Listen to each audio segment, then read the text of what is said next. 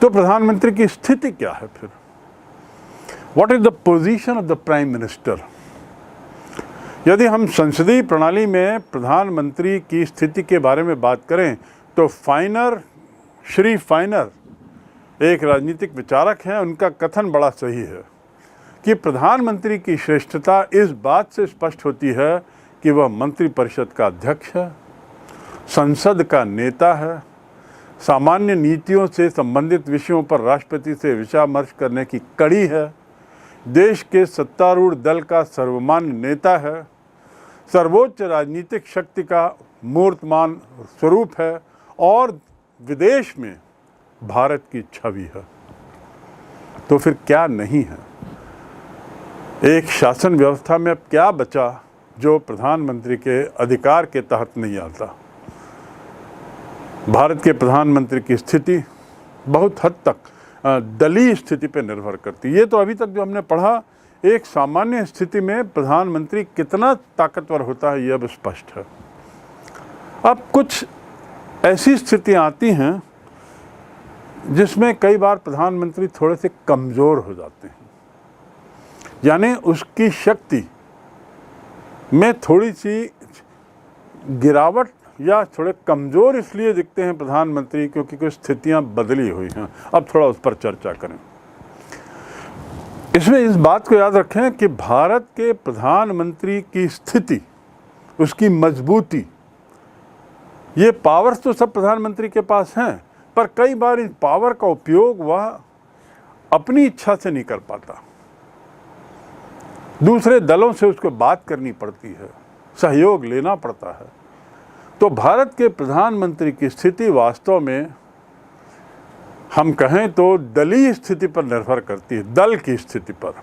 अर्थात अगर प्रधानमंत्री का लोकसभा में स्पष्ट बहुमत है या प्रधानमंत्री के दल का स्पष्ट बहुमत है तो आदरणीय अध्यक्ष जी, आजादी का अमृत महोत्सव, आजादी के 75 वर्ष में आज देश आजादी का अमृत महोत्सव मना रहा है और देश अमृत काल में प्रवेश कर रहा है। आजादी की इस लड़ाई में जिन जिन लोगों ने योगदान किया, वो किसी दल के थे या नहीं थे, इन सब से परे उठ करके देश के लिए जीने मरने वाले लोग, देश के लिए जवानी खपाने वाले लोग, ये हर किसी को स्मरण करने का, पुण्य स्मरण करने का अवसर है और उनके सपनों को याद करते हुए कुछ संकल्प लेने का अवसर है। आदरणीय अध्यक्ष जी, हम सब संस्कार से, स्वभाव से, व्यवस्था से लोकतंत्र के प्रतिबद्ध लोग हैं और आज से नहीं, सदियों से हैं। लेकिन ये भी सही है, आलोचना ये जीवंत लोकतंत्र का एक आभूषण है, लेकिन अंध विरोध ये लोकतंत्र का अनादर है। सबका प्रयास, इस भावना से भारत ने जो कुछ हासिल किया है, अच्छा होता, उसे खुले मन से स्वीकार किया गया होता, उसका स्वागत किया होता, उसका गौरवगान करते। बीते 2 सालों में 100 साल का सबसे बड़ा वैश्विक महामारी का संकट पूरी दुनिया की मानव जात झेल रही है।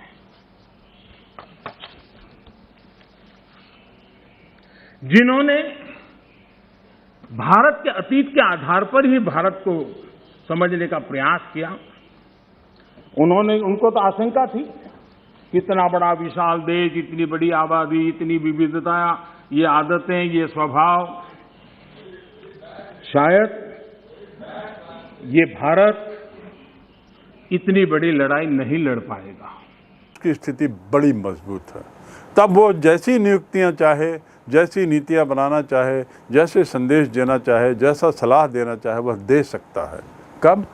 जब उसके पार्टी के सदस्यों की संख्या लोकसभा में बहुत ज़्यादा हो।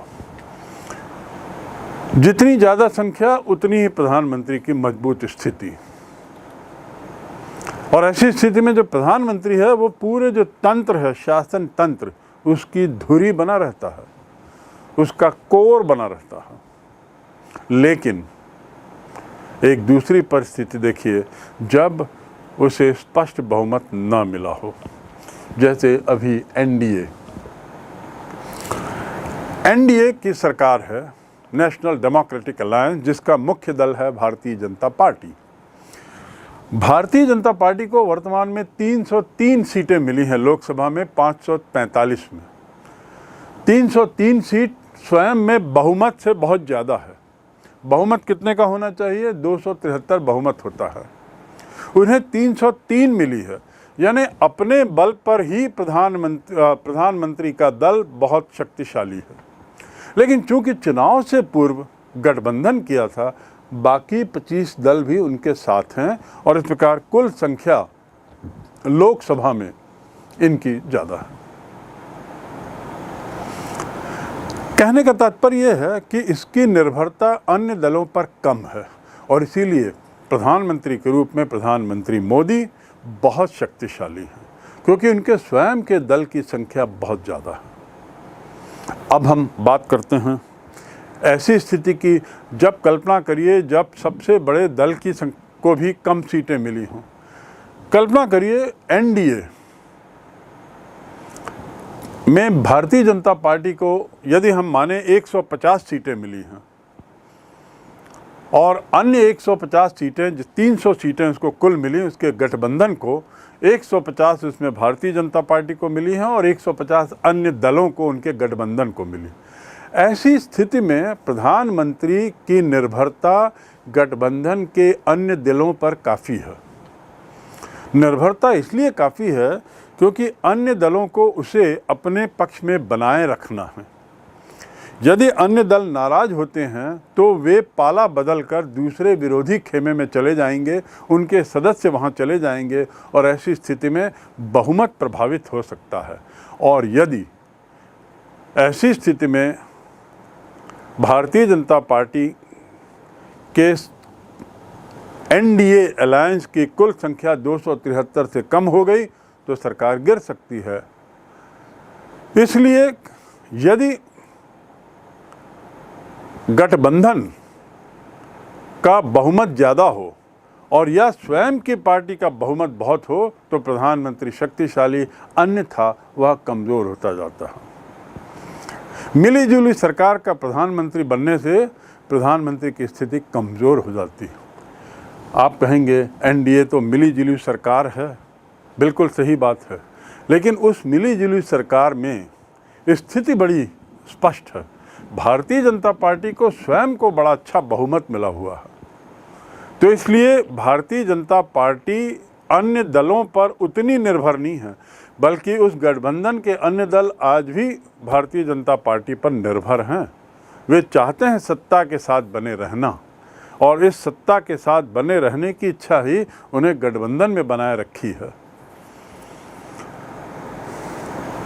प्रधानमंत्री की जो शक्ति है, एक और जहां दलीय स्थिति पर निर्भर करती है, वहीं उसकी शक्ति बहुत हद तक स्वयं के व्यक्तित्व पर भी निर्भर करती है। स्वयं के अपने व्यक्तित्व पर निर्भर होती है प्रधानमंत्री की शक्ति। प्रधानमंत्री की शक्तियों, कार्यों के आधार पर कहा जा सकता है कि प्रधानमंत्री देश का सर्वोच्च नेता और शासक है। सर्वोच्च नेता और शासक वास्तविक स्थिति में देश का सर्वोच्च नेता भी है और शासक भी है। दलीय स्थिति थोड़ी बहुत यदि ठीक ना हो तो उसमें कमज़ोर हो सकती है, लेकिन काफ़ी कुछ उसके अपने व्यक्तिगत पर्सनालिटी पर भी निर्भर करता है, व्यक्तित्व पर भी निर्भर करता है कि वह कितना शक्तिशाली। ऐसे भी प्रधानमंत्री हुए हैं जो दलीय स्थिति में बहुत कमज़ोर होते हुए भी अपने व्यक्तित्व के बल पर बड़ी सफलतापूर्वक सरकार चलाए हैं।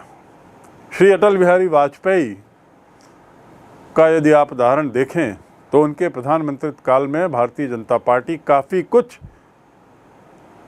अन्य दलों पर, गठबंधन के अन्य सदस्य दलों पर निर्भर थी, लेकिन उनके स्वयं का व्यक्तित्व इतना भारी था, इतना विशालकाय था, इतना बड़ा था कि अन्य दलों के सदस्य श्री वाजपेयी की बातों को नकार नहीं कर सकते थे। श्री वाजपेयी को पूरी इज्जत देते हुए उन्हीं के साथ बने रहने में ही अपना हित समझते थे, और इसलिए उनका वह काल, प्रधानमंत्रित्व काल 5 साल पूरा चला।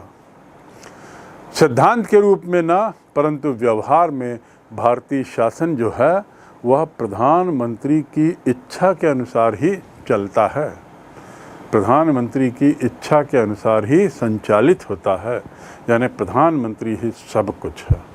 तो अब आप समझ गए हैं निश्चित रूप से प्रधानमंत्री क्या है, प्रधानमंत्री बनाम राष्ट्रपति में प्रधानमंत्री की स्थिति क्या है। राष्ट्रपति देश का सर्वोच्च मुखिया होते हुए भी कि नाम रूप से केवल नाम मात्र के लिए राष्ट्रपति क्यों हैं, और प्रधानमंत्री का अपना व्यक्तित्व कितना अहम भूमिका निभाता है एक स्थायी मजबूत सरकार देने के लिए। प्रधानमंत्री के बारे में आपको ये स्पष्ट होना चाहिए कि वो सबसे महत्वपूर्ण पदाधिकारी तो है ही, साथ ही लोकसभा में उसे जितना बहुमत मिलेगा प्रधानमंत्री उतना ही शक्तिशाली होगा। बहुमत का जो समर्थन है वो उसे शक्तिशाली तो बनाता ही है, बहुमत के आधार पर ही तो वह प्रधानमंत्री है, बहुमत के आधार पर ही वह सत्ता दल का नेता बनता है। लेकिन जितना ज़्यादा बहुमत होगा वह उतना ज़्यादा शक्तिशाली होगा, गठबंधन की राजनीति से उतना ही मुक्त रहेगा। और जैसे ही प्रधानमंत्री समर्थन खो देता है अपना पद भी खो देता है। ये उसकी बड़ी खास बात है। कितना भी बड़ा प्रधानमंत्री हो, कितना भी उसको बहुमत हो, यदि समर्थन उसके साथ नहीं है तो उसे पद से उसका हटना अवश्यम भी है। प्रधानमंत्री के संबंध में एक बात बड़ी महत्वपूर्ण, वह ये कि जब भी वह पद से त्याग पत्र देता है तो केवल प्रधानमंत्री का त्याग पत्र नहीं होता, पूरा का पूरा मंत्रिमंडल बर्खास्त हो जाता है। वह पद से त्याग पत्र देकर मंत्रिमंडल को बर्खास्त कर सकता है। ये इस बात को साबित करता है कि प्रधानमंत्री जो है मंत्रिमंडल की तुलना में उसकी स्थिति काफ़ी ऊपर है। जब प्रधानमंत्री त्यागपत्र देता है अथवा उसकी मृत्यु हो जाती है तो अन्य कोई भी मंत्री कोई कार्य नहीं कर सकता। मंत्रिपरिषद जो है अपने आप टूट जाती है, विघटित हो जाती है, भंग हो जाती है। कब? उसके प्रधानमंत्री के त्यागपत्र देने पर या प्रधानमंत्री की मृत्यु पर। स्वतः ही मंत्रिपरिषद भंग, क्योंकि मंत्रिपरिषद का अस्तित्व ही प्रधानमंत्री, वह व्यक्ति है जो प्रधानमंत्री है उस मंत्रिपरिषद में, और उसके न रहने की स्थिति में उस मंत्रिपरिषद का औचित्य ही नहीं। इसके विपरीत यदि किसी मंत्री की मृत्यु होती है या वो त्यागपत्र देता है तो केवल उस पद में रिक्तता उत्पन्न होती है। जिस पद से मंत्री ने त्यागपत्र दिया है या मृत्यु हुई है, केवल उस पद की रिक्तता होती है, और जिसे भरने के लिए प्रधानमंत्री स्वतंत्र है। चाहे तो वो भरेगा रिक्त स्थान को, चाहे तो नहीं भरेगा और उसे खाली रहने देगा। इससे भी ये साबित होता है कि मंत्रिपरिषद बनाम प्रधानमंत्री में प्रधानमंत्री की स्थिति 20 ही बैठती है। मंत्रिपरिषद के आकार को लेकर एक बात और स्पष्ट करना चाहूँगा। प्रारंभ में परंपरागत रूप से 10% लोगों को मंत्री बनाया जाता था, जैसा मैंने बताया। बहुमत दल या बहुमत गठबंधन, जो भी गठबंधन जो सत्ता में है, उसकी जो संख्या है लोकसभा में उसके 10% लोगों को, तो करीब 55-60 के बीच उनकी संख्या पहुंचती। 2003 में 91वां संशोधन होता है, संविधान संशोधन 2003। इसमें ये उपबंध किया गया, ये प्रावधान किया गया कि मंत्रिपरिषद के सदस्यों की संख्या लोकसभा के कुल सदस्य संख्या के 15% से अधिक नहीं होगी। मंत्रिपरिषद के सदस्यों की संख्या लोकसभा के कुल सदस्यों की संख्या के 15% से अधिक नहीं होगी। तो इस प्रकार थोड़ा सा परिवर्तन हम देखते हैं मंत्रिपरिषद की साइज के संबंध में, उसके आकार के संबंध में। गठबंधन सरकार की कमजोरियों या गठबंधन सरकार की राजनीति के पहलुओं की बात करें तो उसमें एक बात ये भी है कि गठबंधन के कारण जो राजनीतिक सहयोगी रहते हैं, जो उस गठबंधन का हिस्सा है, जिनके बल पर सरकार चल रही है, तो उनमें परामर्श की प्रवृत्ति बढ़ी है। एक दूसरे से परामर्श करना, सलाह मशवरा करना, ये बहुत बढ़ गया है। और इससे क्या हुआ है कि जो प्रधानमंत्री की स्वयं की सत्ता है, प्रधानमंत्री की जो स्वयं की ताकत है, वो कमज़ोर नज़र आ रही है। क्योंकि परामर्श का अर्थ ये हुआ कि दूसरे दलों के सहयोग के बिना मैं कुछ निर्णय लेने में असमर्थ हूँ, या मैं निर्णय नहीं ले सकता, या मुझे निर्णय नहीं लेना चाहिए, अन्यथा कोई सहयोगी दल नाराज हो जाएगा। ये नाराज़गी का भय और किसी सहयोगी दल के गठबंधन से टूटने का भय प्रधानमंत्री को कमज़ोर बनाता है गठबंधन की राजनीति में। इससे प्रधानमंत्री के जो विशेषाधिकार हैं, जैसे मंत्रियों का चयन, उसके पद के स्तर को तय करना, उसके मंत्रालय का चयन और कितने मंत्री किस दल से आएंगे, इस बात पर लेकर बहुत मोल भाव, बहुत लेन देन से मेरा तात्पर्य है विचार विमर्श, परामर्श बहुत होता है। ये भी प्रधानमंत्री को बड़ा कमज़ोर बनाता है। और बल्कि कहना चाहिए कि उनके पद मंत्रालय के चयन पर प्रधानमंत्री पर की शक्ति में एक तरीके से अंकुश लग जाता है। सभी दल अच्छे विभागों की अपेक्षा करते हैं, सभी दल ज़्यादा से ज़्यादा मंत्री अपने दल के होने की अपेक्षा करते हैं, सभी दल अच्छे से अच्छे रैंक की अपेक्षा करते हैं, चाहे कैबिनेट स्तर का हो या मिनिस्टर ऑफ स्टेट का हो, आदि आदि। और उनकी इन अपेक्षाओं और ज़रूरत के बीच का जो संघर्ष है, उस संघर्ष के बीच प्रधानमंत्री पिसता रहता है। और कई बार देखा गया कि वास्तव में वह बड़ा कमज़ोर, असहाय महसूस करता है। साथ ही हम ये भी देखते हैं गठबंधन की राजनीति में कि प्रधानमंत्री जो है सरकार की नीतियों और कार्यक्रमों को भी अकेले तय नहीं कर पाता। उसे सहयोगी दलों के साथ विचार विमर्श करके सरकार की नीतियां, कार्यक्रम, उनके प्रोजेक्ट्स आदि तय करना होता है। इसीलिए जब शुरू में गठबंधन आए थे तो उसमें कई बार विरोधाभास हुआ और संघर्ष की स्थिति बनी, विचार संघर्ष की, और अंततः सरकारें टूटी या गिरी।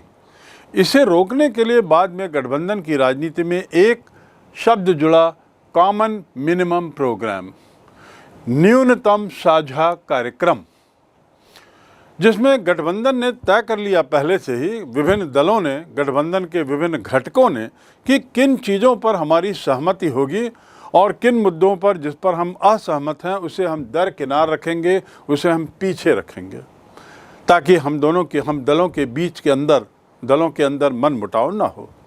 और इस प्रकार ये साझा minimum programme, common minimum programme एक ऐसा जरिया था जिसके माध्यम से ये सुनिश्चित करने की कोशिश थी कि गठबंधन सरकारें अपना कार्यकाल पूरा करें, सफलतापूर्वक पूरा करें। मंत्रिपरिषद की सामूहिक उत्तरदायित्व के मायने क्या हैं, ये तो हम समझ गए। थोड़ा सा और इसमें हम स्पष्टीकरण यदि करें तो ये है कि इस सिद्धांत के अनुसार मंत्री परिषद जो है वो संसद की कार्यकारी समिति है, बिल्कुल है वैसे ही, संसद की कार्यकारी समिति, ऐसा इसको मान लें।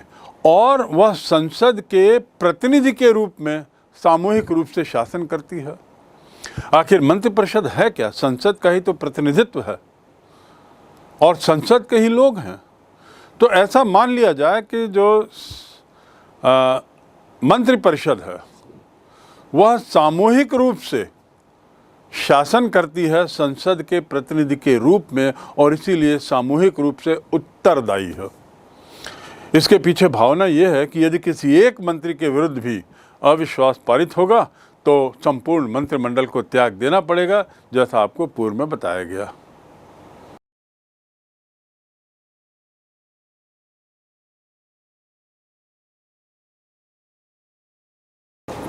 प्रधानमंत्री की जो शक्तियां हैं, जिसके बारे में मैंने आपको बताया कि उसके व्यक्तित्व पर भी काफ़ी कुछ निर्भर करता है कि वह कितना शक्तिशाली है, और उसके साथ ही संवैधानिक शक्तियां भी उसको मिली हुई हैं। लेकिन तत्कालीन राजनीतिक स्थितियों को देखें तो प्रधानमंत्री की शक्तियों, आपको लगेगा कि समय के साथ साथ कुछ इसमें बदलाव हो रहा है।